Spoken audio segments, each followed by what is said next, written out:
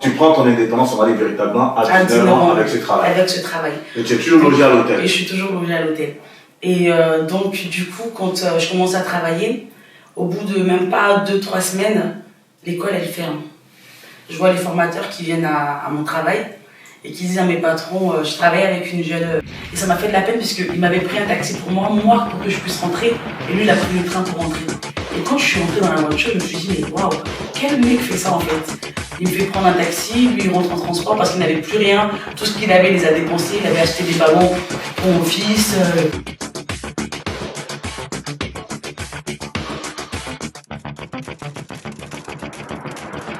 Je travaillais avec une jeune Algérienne à l'époque. On était dans la même situation. Elle aussi était à l'hôtel. On traversait quasiment les mêmes... Voilà, les mêmes galères et autres. Donc du coup, on s'était beaucoup attachés au travail. Et on était dans la même formation, elle et moi, qui avait été... les formateurs, ils arrivent, ils nous font comprendre que l'État a décidé de fermer tout ce qui est petite école d'hôtellerie, d'autant plus qu'il y avait des plus grandes écoles. Donc ils vont fermer et ils sont désolés de nous laisser comme ça en pleine nature. Maintenant, si le patron veut nous garder, il nous garde. Le patron, sans hésiter, il a dit que je les garde. Toutes les deux. Et de salaire, enfin de 600 €, on est passé à 800 €, on a signé un contrat de CDI et autres.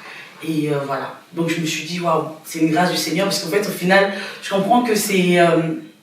Dieu ne m'a pas oublié, parce qu'il est passé par une formation, peut-être qu'elle n'existait même pas, peut-être que c'est des anges qui étaient derrière, j'en sais rien, mais il a vu ma galère et il a répondu, m'a conduit selon mes prières. Et je commence le travail, on continue le travail. Au travail, j'ai un certain comportement. Parce que de base, je suis quelqu'un qui était très impulsif. On ne me dit rien, moi, on ne me commente pas. Donc, je pense que ce travail était bienvenu. J'étais au service des autres personnes. Et même quand il y avait des réflexions qui ne me plaisaient pas, ça m'a appris beaucoup de choses. Même quand il y a des choses qui ne me plaisaient pas, je ne répondais pas. Je me taisais parce que je savais que c'était le seul moyen par lequel je pouvais m'en sortir. Je n'avais pas de maison, je n'allais pas encore aller me faire virer du travail. Et je ne voulais pas me faire virer du travail. Donc du coup, je travaillais, jusqu'à commencer à bien avoir la main. Et un jour, j'ai appelé mon patron, je lui fais comprendre que oui, je suis toujours à l'hôtel pendant ce temps-ci. Et je dis à mon patron, au bout d'1 an de travail, que je ne veux plus rester là, que je vais aller me chercher sur les Champs-Élysées. Et il me dit non, mais restez un peu, au moins 2 ans. Comme ça, au bout de 2 ans, je vous mets en tant que responsable. Tout le monde vous aime bien, je vous aime bien. Je dis, je comprends bien, j'ai pas de problème avec vous, mais j'ai envie d'évoluer en fait, puisque c'était... Je me sentais pas là en fait. Donc du coup, j'ai dit merci pour tout ce que vous avez fait pour moi, mais j'ai envie de grandir encore plus. Et de là, je me lance à l'aventure. Déjà, l'hôtel, j'ai... Tu n'avais pas postulé dans les restaurants sur les Champs-Élysées, mais tu décides de partir. Exactement. Je décide de partir. Et ça, c'est des trucs que je ne savais pas qu'il fallait attraper une autre branche avant de laisser l'autre en fait. Ouais. Mais entre-temps, on m'avait parlé d'un foyer jeunes travailleurs. Et sauf que là, les gens dans les on-dit, on me disait que non, on n'a pas là pour rentrer, c'est très difficile, il faut au moins 6 mois d'attente, il faut qu'ils étudient ton dossier pour que tu rentres. Et moi, j'ai eu le culot, je me suis présentée, j'ai pris l'adresse, je me suis présentée, enfin je ne vais pas dire le culot, je préfère dire la foi. Bah ouais, voilà. C'est ça. Et je me suis présentée à l'accueil, et de là, je rencontre la personne en face de moi. Je lui montre mon dossier, voilà, j'ai des fiches de paie, je travaille, et je suis à la rue. Et je cherche un endroit où dormir pour pouvoir au moins continuer à m'accrocher à mon travail. Et la dame, elle me dit, non mais ça se passe pas comme ça. J'ai dit, oui, je sais qu'il faut ça prend du temps, mais je suis quand même venue tenter ma chance, on ne sait jamais. Elle me dit, ok, je vais regarder qu'est-ce qu'il y a de disponible comme chambre. Pourtant, normalement, c'est pas par elle que je devais passer, c'est un système. Et elle m'a mis en contact avec le responsable directement qui s'occupait à l'époque de cette FJT, foyer jeunes travailleurs plutôt. Et ils vont regarder, ils voient qu'il y a une chambre de disponible. Je dis Dieu merci dans mon cœur. J'ai même pas tout l'argent sur moi, mais je tente, on ne sait jamais. Et ils me font comprendre que pour la première caution, enfin pour rentrer, c'est 400 € et je peux rentrer maintenant. Je dis j'ai que 200 €. Je ne m'attendais pas à ce que je puisse rentrer maintenant. J'avais limite mes bagages à la porte de l'FJT. Et je dis j'ai que 200 € et autres. Ils me disent c'est pas grave, quand vous allez travailler, vous allez me rembourser. Ils m'ont fait signer le jour même. Et ils m'ont donné les clés, ils m'ont fait visiter. Et j'étais choquée parce que je me dis, j'ai un chez moi. C'est plus un hôtel où je dois galérer ou autre, c'est chez moi où j'ai mes clés, je peux manger. Mais sauf que je n'avais pas dit que j'avais pu travailler plus. Et là, je sais que maintenant j'ai un petit foyer, un petit studio plutôt, où je dois payer à la fin du mois. Donc il faut que je travaille, puisque vu que j'étais plus de l'autre côté. Et j'ai fait des CV, je me fais toute belle, toute pimpante comme ça. Et c'était au quartier Alésia, donc 14e. Il y a plein de restaurants autour. Alors je vais dans tel restaurant, bonjour, je suis à la recherche d'un travail, vous cherchez pas de serveuse. Et sur les Champs-Élysées, tu ne trouves pas d'opportunité? Non, là-bas j'ai fait des recherches là-bas. Ah non, on rentrait pas là-bas comme ça. J'ai vu que mes rêves sont revenus en arrière. Je me suis dit, c'est pas grave, un jour je travaillerai sur les Champs-Élysées et autres, parce que pour moi, je me suis dit, sur les Champs-Élysées, c'est de l'argent. Mais avant, justement, de continuer dans ce storytelling par rapport à ta réinsertion ou bien ta quête de travail à nouveau, entre-temps, lorsque tu quittes les parents à 17 ans, les 17 ans à 18 ans avant de rentrer dans la vie professionnelle, est-ce que tu n'as pas été happé par des vices quand même?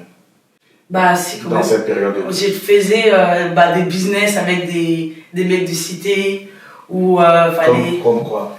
Des chèques à blanc. Et je me souviens qu'avec ma copine, des fois, on partait essayer de faire des arrachés. C'est-à-dire aller mettre une pression à quelqu'un dans la rue pour dire oh, tu me donnes ton sac à main et autres. Sauf que moi, je ne sais pas le faire. Donc, du coup, je me suis arrêtée. Ma copine, elle faisait bien. Donc, moi, un jour, j'ai essayé de le faire. Je me suis arrêtée devant une jeune fille. J'ai dit donne-moi ton portefeuille. Et on s'est regardé, elle et moi, on a commencé à rigoler puisque c'était pas moi. J'avais pas l'air crédible en fait. C'est des trucs que j'aime pas faire du tort aux gens. J'aime pas faire du mal aux gens. Donc du coup, j'étais mal dans ma peau parce que je me suis dit, waouh, heureusement qu'on a rigolé, que c'est pas allé aussi loin que ça. Et j'ai dit à la fille que je suis désolée, c'était pour rire ma chérie, tout ça. J'avais honte, en plus j'étais devant la fille, mais voilà, après autre temps, on avait des pigeons comme on dit.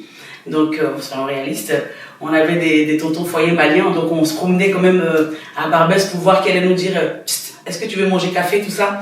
Donc franchement, on prenait des numéros des blédards, des tontons maliens, des foyers et autres, en espérant qu'ils nous contactent demain pour aller manger ce qu'ils voulaient. Puisque le mot n'est pas assez fort, hein, je m'en excuse, mais c'était pas une forme de prostitution, ça? Prostitution, non, mais c'est plus vu qu'il n'y avait pas de sexe. Ok. Voilà, vu qu'il n'y avait pas de sexe, c'était plus. Vous essayez de jouer de votre charme. En fait, exactement, avec des personnes qui ne parlaient pas forcément français, des personnes qui étaient un peu vulnérables, c'est quoi en fait, oui, voilà, des personnes qui étaient. Vous pouviez vraiment appâter plus facilement. Exactement, des personnes sur qui on pouvait avoir un pied. C'est des personnes, ils étaient des filles de cité, donc du coup, voilà. Donc un jour, je me souviens d'une scène d'ailleurs avec une de mes cousines, mes petites cousines, on était à Tati, et il y avait un vieux malien dans son boubou qui était là, qui nous faisait du regard, tout ça. Et moi, vu que je connais ce genre de personnes, je lui dis viens, le monsieur nous appelle, parce que je sais que c'est ce genre de monsieur avec qui tu parles et qu'ils ont la facilité de donner les 20 €. Et le monsieur arrivé, on le suit, et il dit à ma cousine tout ça, qu'il veut voir ses seins, qu'elle lui montre légèrement sa poitrine, il va lui donner 50 €.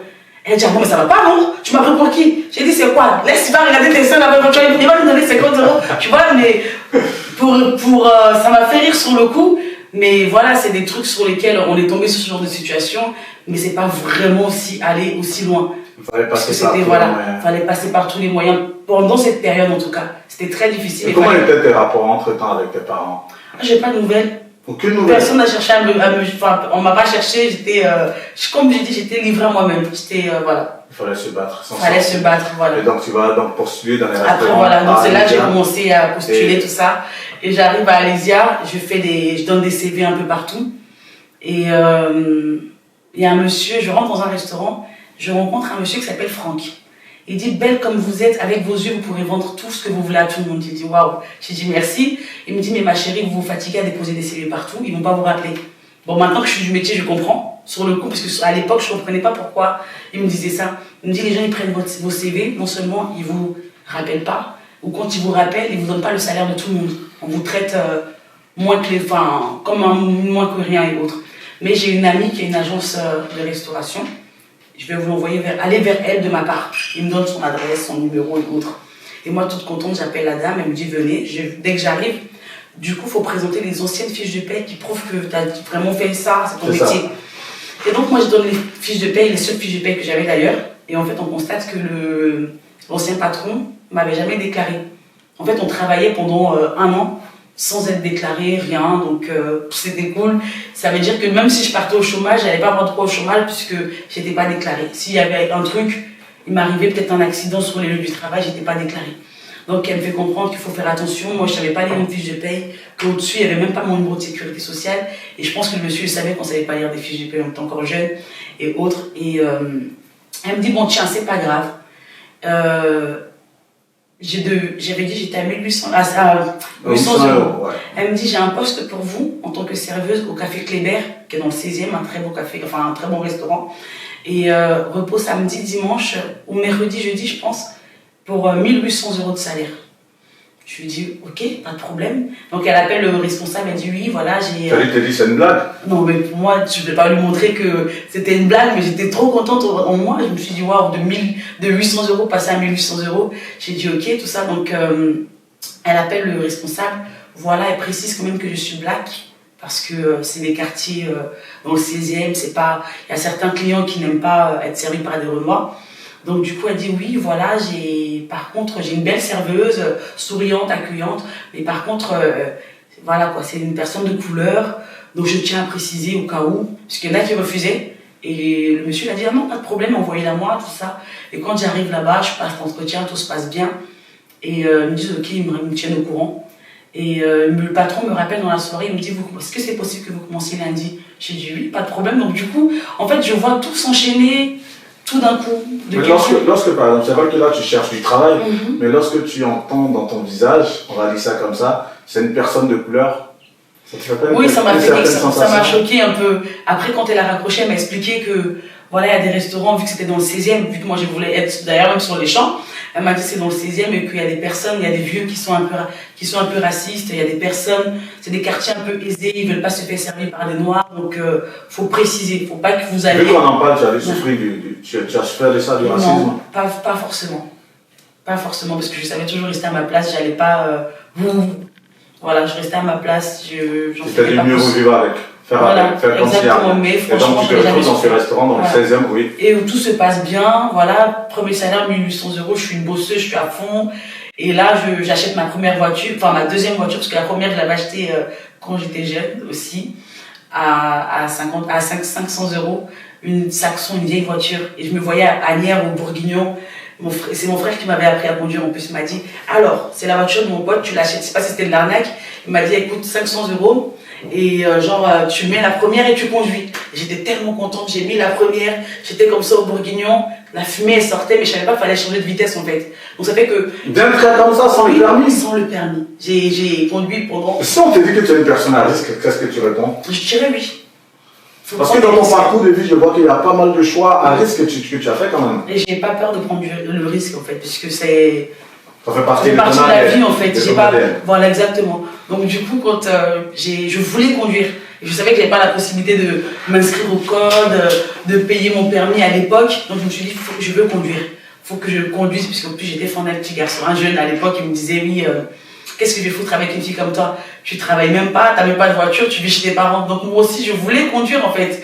Donc en première, je suis dans les rues d'Agnières et je vois que tout le monde me klaxonne, ils me font des doigts d'honneur et j'ai de la fumée qui sortait. Mais je comprenais pas pourquoi en fait. C'est parce que j'étais en première et je bloquais tous ceux qui étaient derrière moi.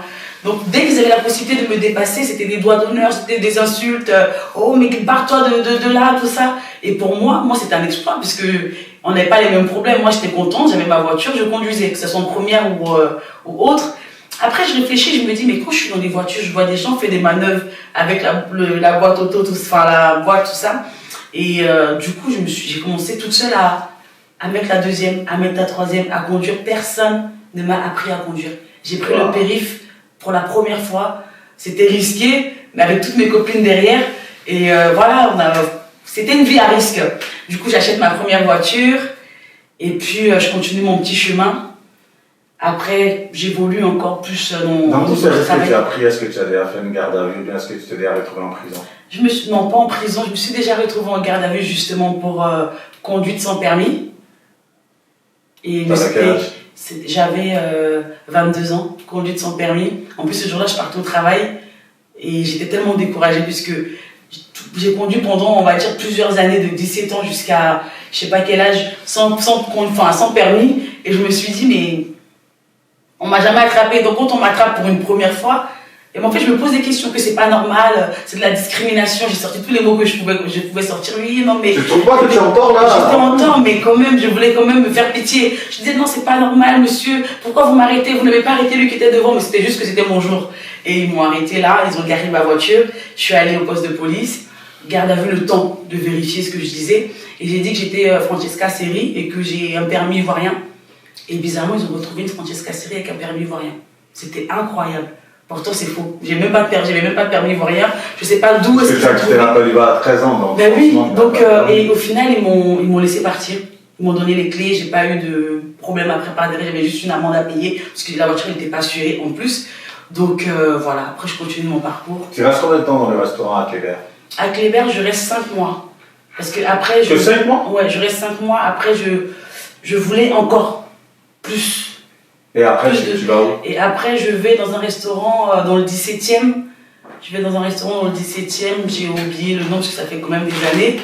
À côté de l'Arc de Triomphe. Où là-bas, je reste quand même une bonne année. Et après, je deviens maman. Et puis voilà. Bah, après, entre-temps, j'ai eu mon appartement à moi. Et voilà. Tu as commencé à avoir une vie. J'ai commencé à avoir une vie un peu plus stable. Bon, j'ai sauté quelques petites étapes. Mais voilà, après, je commence à avoir une vie à moi. J'ai eu mon appartement justement à Colonel Fabien, juste à côté de l'hôpital où j'ai été. Du coup, voilà, j'ai eu une petite vie stable. J'étais plutôt travail. Et puis après, on va dire, 1 an ou 2 ans après, mon fils est venu, mon premier garçon. Et puis voilà. Quand tu penses à toutes ces années aujourd'hui, qu'est-ce que tu dis dans ta tête? Je me dis, je viens de loin. Quand j'ai rencontré mon mari, il m'a dit, mais je veux qu'on fasse. Je dis, t'es sûr? Parce que moi, je suis quelqu'un d'assez spécial. Hein. Je viens de loin. Hein. Il me dit, oui, mais c'est ce que je veux. Je veux qu'on soit à 2. Et vu que mon mari aussi, c'est quelqu'un qui a perdu ses parents quand il était très jeune. Il a perdu ses parents à l'âge de 17 ans. Donc du coup, on était, j'ai dit, on est 2 orphelins. Donc on va être là l'un pour l'autre. Et bon, voilà. Wow. C'est vrai que là, on essaie de raccourcir un peu, mais j'imagine les péripéties que tu as dû vivre entre-temps, avant de devenir la Francesca Seri qu'on connaît aussi dans les nuits parisiennes. On va s'intéresser à ça. Comment ça te vient à l'idée de te lancer, en tout cas dans l'événementiel, dans la nuit, en ouvrant un espace Zouglou? Et bien entendu, après, il y a eu la carrière d'artiste qu'on va aborder tout à l'heure, et puis se retrouver sur TF1. Bref, c'est tout un parcours. C'est clair. Comment ça arrive, cette aventure dans la nuit parisienne? Déjà, pour la nuit parisienne, j'ai commencé déjà à organiser, j'ai voulu créer une association. Parce qu'à l'époque, j'ai vu les malades, il y avait des personnes qui agonisaient, c'était au temps de 2014.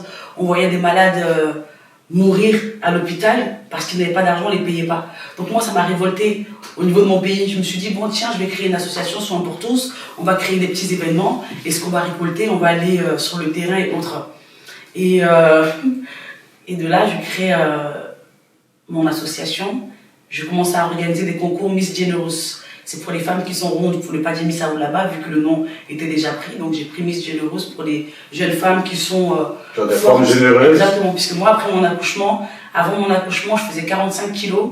Et après, j'ai fait 80 kilos. Donc du coup, je voulais mettre en valeur ces formes que j'ai eues. Je voulais pas m'en cacher. Donc du coup, j'ai voulu aussi booster ces jeunes filles aussi qui étaient dans le même cas que moi, qui avaient des formes, quoi. Parce que les formes à l'époque, c'était moins accepté que maintenant. Maintenant, c'est un atout pour certaines, mais voilà. Donc du coup, j'ai mis ma structure en place, on a organisé notre concours qui s'est très bien passé. Je suis partie au niveau d'Abidjan, en espérant, moi dans mon idée, je me suis dit oui, tout allait être simple. Je vais rencontrer les personnes du CHU, et là, tout le monde me décourage. On me fait comprendre que ici, là, si tu payes le comprimé, là, ils vont te prendre pour aller vendre devant, hein. Si tu prends ce sparadrap, ils vont te prendre pour aller vendre là-bas. Donc en gros, ils me disaient, faut que tu payes un appareil que tu déposes dans l'hôpital et que les gens qui vont venir, vu que c'est de l'association, ils vont dire non, c'est gratuit parce que ça vient d'une association, ils ne pourront pas payer. Donc je me dis, en fait, c'est pas ce que je voulais apporter. Moi, je voulais plus vraiment venir en aide à ces personnes qui n'avaient pas les moyens de financer leurs soins et autres. Et on nous faisait croire que non, il n'y avait pas vraiment d'honnêteté. Les gens allaient profiter et autres, et je l'ai constaté un peu plus tard. Puisque avant de partir, je me suis dit, bon, même si j'ai pas pu faire mon projet, je vais faire un don à une pouponnière. La pouponnière des Louis Poumon à l'époque. Et on a acheté pas mal de choses, à manger, des vêtements pour les enfants. En plus, dès que j'arrivais dans la pouponnière, il y avait une petite qui était orpheline, enfin qui avait été abandonnée. Elle avait 7 jours. Et moi, ça m'a touchée un peu. Donc du coup, on a donné tout ce qu'on pouvait donner pour cet enfant avant de repartir. J'ai pris les coordonnées de ces personnes. J'ai dit, bah écoutez, voilà ce que moi j'aimerais bien faire. Je vais essayer de trouver des conventions, de trouver des personnes, des partenaires. Et si on peut vous aider, on vous aidera. Donc, arrivé sur Paris, quand je recontacte le numéro, on me répond plus. Ou quand on me répond, quand je dis qui je suis, essayer de me rappeler. En fait, j'ai vu qu'il n'y avait plus de suivi de leur part quand on appelait. C'était comme si faut plus être présent. Quand tu es présent, tu as plus d'attention que quand tu es un peu plus loin. Donc, du coup, bah, après, j'ai fermé cette branche-là. Et on s'est trouvé dans les Sakis avec on va dire 1 an plus tard, avec ma sœur, ma meilleure amie Cynthia. Et puis Jack Seri. Et Jack Seri, voilà. Puisque tu en parles justement, les Sakis, le groupe se forme comment? Le groupe se forme, il y a Eric Saki qui voit Cynthia et Jack, qui veut constituer un groupe. Donc Cynthia me propose, j'ai dit bon, pourquoi pas. Et voilà, c'est tout. Parce que toi, tu chantais aussi dans l'église? Oui, moi je chantais, c'est Cynthia qui chantait à l'église. Okay. Et moi je faisais du rap avant. Ah, d'après moi, ouais, je faisais du rap. J'ai fait du rap un peu dans ma jeunesse. Et du coup, je me suis dit, on pouvait mélanger, puisque Cynthia elle chantait à l'église, Jack Seri aussi, elle chantait et à l'église et elle faisait quand même un peu tout. Elle touchait quand même un peu tout. Donc moi, je me suis dit, toutes les trois, on aurait pu faire quelque chose de très bien. Donc voilà. Qu'est-ce que tu gardes de cette aventure, de Sakis? Ben, c'est des bons souvenirs, même si on n'était pas des superstars, mais au moins on a visité notre pays, on a été... Vous avez pu en tout cas donner forme à un rêve. Exactement. Voilà, celui de chanter, de sortir une œuvre musicale, et ça c'est une satisfaction quelque part. On n'avait pas les mêmes... En fait, le problème c'est qu'on n'avait pas la même vision. À quoi? Voilà. Vous n'étiez pas tout engagé vraiment pour une carrière musicale? Voilà, il y a Jack Seri qui était vraiment, c'est son métier. D'ailleurs, elle continue à chanter. Elle voulait faire artiste-chanteuse. Et moi, je me suis dit, je voulais continuer sur mon projet de ce que je voulais faire, Soin pour tous.